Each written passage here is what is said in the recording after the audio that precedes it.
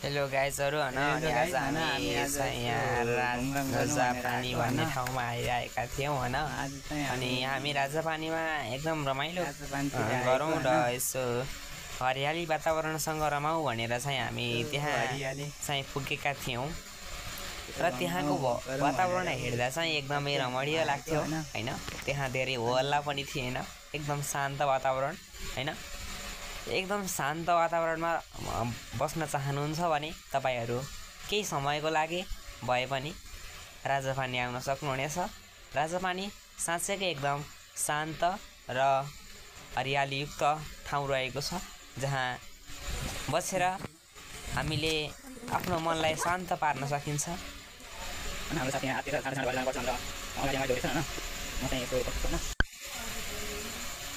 राजापानी हामीले साँच्चैकै एउटा रमणीय एकदम राम्रो ठाउँ मानिरहेका छौँ, जहाँ हामी दुखी भएको बेला या आफ्नो मनमा केही पीडा भएको बेला हामी त्यहाँ गएर आफ्नो मनलाई शान्त पार्न सकिन्छ।